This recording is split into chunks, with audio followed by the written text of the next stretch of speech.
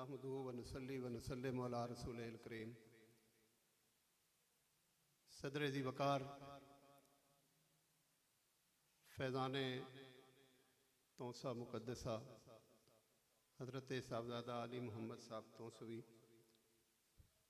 मेज़बान मुकर्रम हज़रत साहबज़ादा मियाँ नईमुद्दीन शाह साहब गांगवी, मेरे लिए वाजिब सद तकरीम पीर तरीक़त हज़रत अल्लामा हाफ़िज़ फैज़ साहब चिश्ती, जनाब अल्लामा साहबज़ादा मोहम्मद नईमुल हक साहब सियालवी, जनाब साहबज़ादा मियाँ हिदायत अली शाह साहब, जनाब अल्लामा हक नवाज़ भोरवी साहब। मैं समझता हूँ कि बड़ी तफसील के साथ हज़रत ने गुफ्तगू फरमाई है और तमाम चीज़ों का अहाता फरमाया है। वक्त की तंग दामानी का लिहाज रखते हुए मैं आपसे ज़्यादा देर महव गुफ्तगू नहीं रहूँगा। सिर्फ इतना कहना चाहता हूँ कि ये अपने अपने करम की बात होती है, उन पे करम होता है और अपने अपने नसीब की बात होती है कि कौन किस मैदान में, किस शोबे में, किस सतह पर और किस तरीके से अल्लाह रब्बुल इज़्ज़त के कुर्ब की तरफ बढ़ रहा है। आज हज़रत सैयद अहमदुद्दीन कांगवी रहमतुल्लाह अलैह की शख्सियत के हवाले से जो किताब मुरतब की गई, मैं समझता हूँ कि डॉक्टर अताउल मुस्तफ़ा मजहरी साहब और जनाब मोहतरम मोहम्मद रियाज भेरवी साहब पर अल्लाह का ख़ास करम हुआ है कि अल्लाह के एक वली पर उन्होंने ये किताब लिख के मिल्लत पर एहसान किया है। मैं उसके एहसान में सिर्फ इतना कहूँगा कि हम तो दुआएं ही दे सकते हैं और मेरी दुआ है कि अल्लाह ताला इनके कलम में, इनके इल्म में, इनके उम्र में मज़ीद बरकतें अता फरमाए और इन्होंने जो काविश की है अल्लाह ताला उसे शर्फ़ कबूलियत से नवाजे। जहाँ तक हज़रत सैयद अहमदुद्दीन गांगवी रहमतुल्लाह अलैह के हवाले से गुफ्तगू करने का इरादा था, तो मैंने हज़रत किबला ने जो गुफ्तगू फरमाई मुझसे कबल और तवील उन्होंने हमारे लिए तोहफे हमें अता फरमाए और जो रूहानी रिज़्क है उससे हमें नवाजा, तो मैं नहीं समझता कि अब वक्त इस चीज़ की इजाज़त देता है कि मैं इतनी बड़ी किताब पर चंद लम्हों में, चंद मिनटों में गुफ्तगू कर सकूं। लेकिन एक बात सिर्फ करना चाहता हूं, वो ये है कि अल्लाह के वली जिन्हें कुर्ब खुदाबंदी हासिल होता है वो सबसे पहले अपने नफ्स के हवाले से, मैं बात नहीं कर रहा उनका नफ्स किस सतह पे होता है और वो किस तरह मंजिलें तय कर रहे होते हैं, लेकिन अल्लाह का जो भी वली हकीकी मानों में अल्लाह का सही इताअत गुजार होगा और अल्लाह का मुकर्रब होगा, वो सबसे पहले अल्लाह की मखलूक के हवाले से सोचेगा कि अल्लाह की मखलूक किस हाल में है। जब मैं ये किताब पढ़ता हूँ तो हज़रत के इल्मी मकाम, हज़रत के रूहानी मकाम,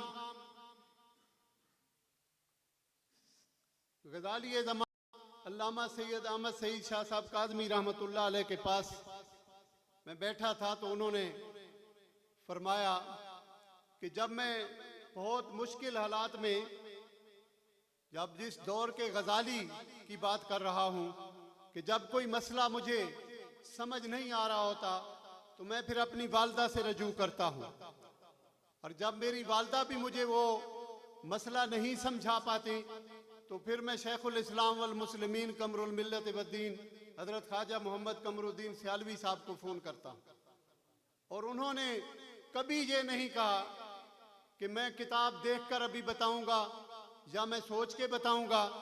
जब भी मैंने उलझा हुआ कोई मसला हजरत की बारगाह में टेलीफोन पर अर्ज किया तो उन्होंने उसी वक्त टेलीफोन पर भी उसका मसले का हल मुझे बता दिया।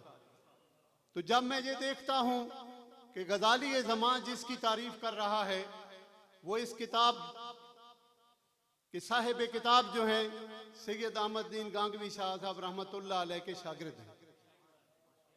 अल्लामा अता मोहम्मद बंदयालवी साहब इमाम मंतिक के इमाम जिन्हें दुनिया मानती है वो हजरत के शागिर्दों में हैं। एक एक शागिर्द अपनी जगह पे एक मर्तबा रुतबा और मकाम रखता है। आज मैं समझता हूं कि हजरत ने खुद करवट बदली है और ये काम हजरत की तवज्जो के बगैर नहीं हो सकता।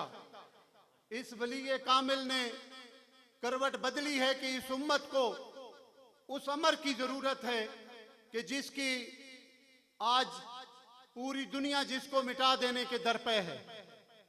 और किताब में मैं देखता हूं तो नजर आता है कि हजरत ने बहुत से काम किए, लेकिन एक बड़ा काम जिसे मैं अजीम काम सरअंजाम देने के हवाले से कहूंगा कि उन्होंने बैतुल माल के हवाले से जो काम किया है कि सबसे पहले मुसलमान उस वक्त तक न दीन समझ आएगा, न मामलाते दुनिया समझ आएंगे, न जिंदगी बसर करने का सलीका आ सकेगा जब तक कि बैतुल माल का निज़ाम ठीक नहीं होगा, जब तक उसकी मुआशी सूरत हाल ठीक नहीं होगी, जब तक उसको रोटी नहीं मिलेगी, उस वक्त तक कोई बात समझ नहीं आएगी।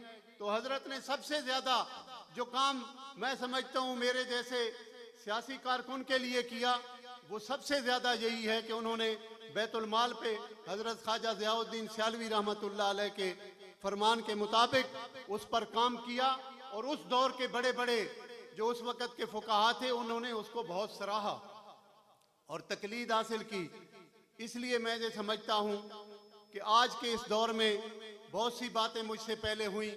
आज के इस दौर में ज़रूरी ये है कि हम इनके इल्म के फ़रोग़ के ज़राए तलाश किया करें, कोशिश करें।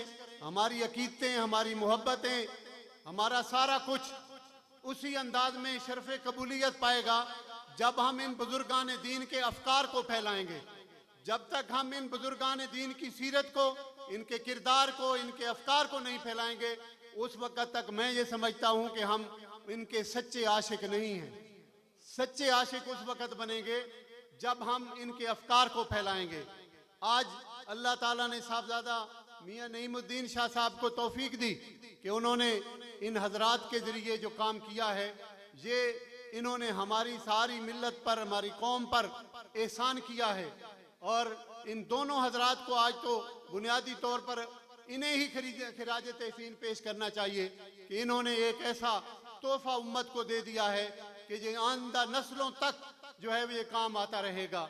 मैं इस सिलसिले में ये कर सकता हूँ कि बात तो मैं नहीं कर पाया किताब पर और शख्सियत पर, वक्त थोड़ा है।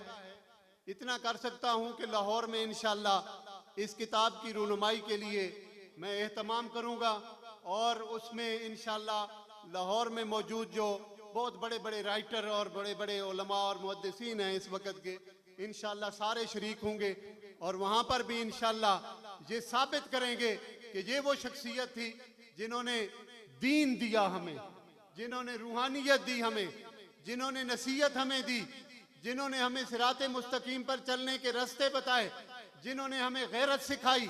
और ये गैरत इनको कहाँ से आई? जब इस तरफ मुतवज्जे होता हूँ तो अल्लामा फजल हक खैराबादी का नाम आता है और मैं समझता हूँ कोई गैरतमंद सुन्नी ऐसा नहीं है। अगर वो गैरतमंद है तो अल्लामा फजल हक खैराबादी का उस पर इनाम है और हजरत अल्लामा फजल हक खैराबादी का एक तसलसल है। इसलिए मैं ये समझता हूँ कि गैरत है बड़ी चीज जहाने तकदो में पहनाती है दरवेश को ताजे सरेदारा। और दीन हाथ से देकर, हजरत जो फरमा रहे थे अभी के मामलात ठीक नहीं हैं, दीन हाथ से देकर अगर आजाद हो मिल्लत तो ऐसी आजादी में मुसलमान का है खसारा। तो इस खसारे से बचने के लिए जब हम अपनी जिंदगियों को देखते हैं और इनकी नसीहतों को देखते हैं तो दूर दूर तक हमें महसूस होता है कि शायद ये कोई और मखलूक थे, किसी और ज़माने के लोग थे और हम कोई और मखलूक हैं। मैं नहीं समझता कि ऐसा कोई है। दर्जा बदर्जा औलियाए कराम जो है वो आते रहे हैं, उलमाए कराम आते रहे हैं, हिदायत के रास्ते खोलते रहे हैं। हमें भी इन हिदायत के रास्तों पर चलना होगा। मियाँ वाली की सरजमीन यकीनन हजरत फरमा रहे थे, यकीनन जरखेज है। और इस जरखेजी में जहाँ हजरत ख्वाजा मियाँ अकबर अली साहब रहमतुल्लाह अलैह का जिक्र पाक आता है, तो वहाँ हजरत मियाँ सुल्तान ज़करिया साहब रहमतुल्लाह अलैह, मियाँ मोहम्मद इसाक शाह साहब रहमतुल्लाह अलैह जैसी हस्तियों का जिक्र भी आता है। और फिर सियासत की दुनिया में अगर हम मुजाहिद मिल्लत बतले हुर्रियत ज़ैग़म इस्लाम हजरत मौलाना अब्दुस्तार खान न्याजी का जिक्र न करें तो ये भी नाशुक्री होगी। ये भी मियाँ वाली पर एहसान है कि इतनी बड़ी हस्ती जो दुनिया भर में एक जुर्रत और दलेरी के साथ इनकलाब निज़ाम मुस्तफ़ा की जद्दोजहद करती रही, उसका ताल्लुक भी मियाँ वाली से था और उन्होंने भी इस आस्थाने से फैज़ पाया था। हज़रात मोहतरम, आज इस आस्थाने को मुस्तहकम करने की ज़रूरत है, इसको मजबूत करने की ज़रूरत है, इसके साथ अपनी सच्ची वफादारी का इजहार करने की ज़रूरत है। ये महज बातें न रह जाएं, ये महज तकरीरें न रह जाएं, ये बैठना गुफ्तगू करना सुनना यहाँ तक न रह जाए, बल्कि इस आस्थाने के इल्मी फ़िरोग के लिए और रूहानी मनाजिल को हासिल करने के लिए हमें सबको कोशिश करना पड़ेगी। जब तक हम इनको मजबूती के साथ इनकी फ़िक्र को आगे लेकर नहीं जाएंगे, उस वक़्त तक हम कमा हक़ को इस्लाम को न समझ पाएंगे, न दीन इस्लाम की सच्ची राहों पर चल सकेंगे। अल्लाह ताला आपको और मुझे तौफीक दे कि हम जो कहते हैं उस पर अमल करने की भी तौफीक अता फरमाए। और उलमाए कराम का इतना जम्मे गफ़ीर है। सैयद नसीर शाह साहब की नात शरीफ भी आपने सुनी होगी यकीनन। मेरे सारे दोस्त हैं, भाई हैं, हाजी मुमताज़ खान हैं, फलक शेर अमामी साहब हैं, दीगर दोस्त हैं।